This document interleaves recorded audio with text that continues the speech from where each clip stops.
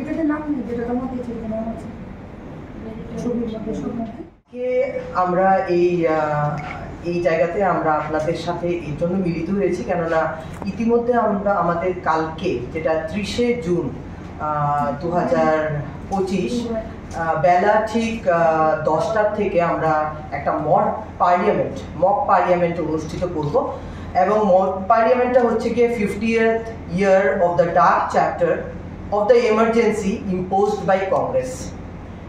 আইএনসির দ্বারা যে মানুষের গণতন্ত্রকে হত্যা করা হয়েছিল এবং সংবিধানের যে হত্যা করা হয়েছিল এমার্জেন্সির কারণে, সেই মূলত সেই ব্যাপারটা নিয়েই, কেননা আজকের যে প্রজন্ম আছে, দ্য 21st জেনারেশনের যারা আছে, ওরা অনেকটাই কিন্তু এমার্জেন্সি সম্বন্ধে ওয়াকিবহল না।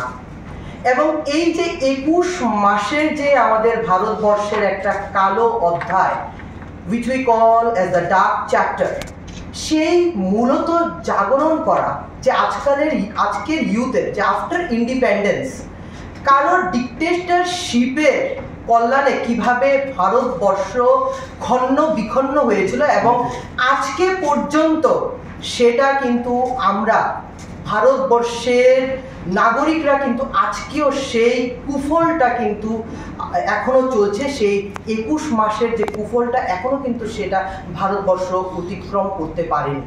এবং তার জন্য আমি বলবো, সেই সময় 1975 25 জুনে কিন্তু কনস্টিটিউশনের সংবিধানের হত্যা করা হয়েছিল। এবং সেই হিসেবেই কিন্তু আমাদের এই মক পার্লিয়ামেন্ট সেশনটা কালকে আমরা অনুষ্ঠিত করতে যাচ্ছি মুক্তধারা অডিটোরিয়ামে। বেলা 10 ঘটিকার থেকে আমাদের রেজিস্ট্রেশন শুরু হবে এবং 11 o'clock থেকে আমাদের মাননীয় শ্রদ্ধেয় মুখ্যমন্ত্রী প্রফেসর ডক্টর মানিক শাহ মহোদয় এবং আমাদের রাজ্য সভাপতি, যিনি আমাদের রাজ্যসভার এমপি রাজীব ভট্টাচার্য মহোদয় শুদ্ধ, আমাদের আরও অনেকজন বিশিষ্ট অতিথিবর্গ দিয়ে আমরা এই প্রোগ্রামটি করতে চলেছি। এখানে মূলত 16 স্পিকার্সরা থাকবে, যারা অপোজিশন এবং ট্রেজারি বেঞ্চে বসবে এবং সুন্দর একটা পরিকল্পনা নিয়ে কালকের এই মক পার্লিয়ামেন্টটা হবে। এবং আমি একটা কথাই বলতে চাই, আজকে এই যে নারী শক্তি বন্দন অধিনিয়ম, কেন আমরা মক পার্লিয়ামেন্টটা করছি, নিশ্চয়ই আপনাদের মধ্যে এই জিজ্ঞাসাটা থাকবে যে আজকে 50 বছর পরে কেন ভারতীয় জনতা পার্টি মহিলা মোর্চা এই উদ্যোগ গ্রহণ করেছে পুরো ভারতবর্ষ ব্যাপী এই মক পার্লিয়ামেন্টটা করার।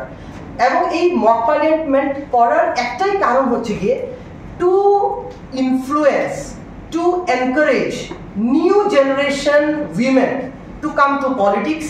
ওরা যেন সেই পার্লিয়ামেন্টেরিয়ান, সেই এমএলএ হওয়ার ওদের যে ইচ্ছা, ওরা পলিটিক্সে আসুক, কেননা নিত্য নতুন ইউথরা আসবে, নিত্য নতুন মহিলারা আসবে, সেটাই কিন্তু আমরা উই উইল এনকারেজ দ্যাট।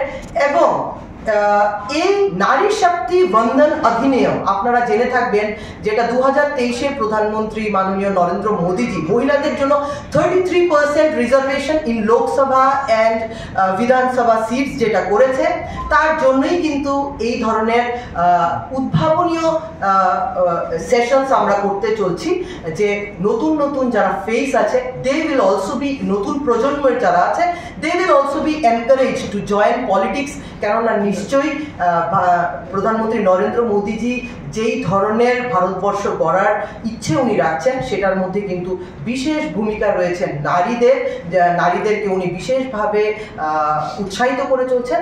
এবং তার জন্যই কিন্তু আমাদের মক পার্লামেন্ট। তো আপনাদেরও অনুরোধ থাকবে, আপনারা সবাই কালকে 10টার সময় আপনাদের প্রেস মিডিয়া ভাই বোনরা এবং আপনাদের তরফ থেকে আমরা অন্যদেরকেও সবাইকে নিমন্ত্রণ করছি যে অবশ্যই এই মক পার্লামেন্টে কিন্তু আমাদেরকে উৎসাহিত করবেন এবং নিশ্চয়ই আপনারা যোগদান করবেন। নমস্কার।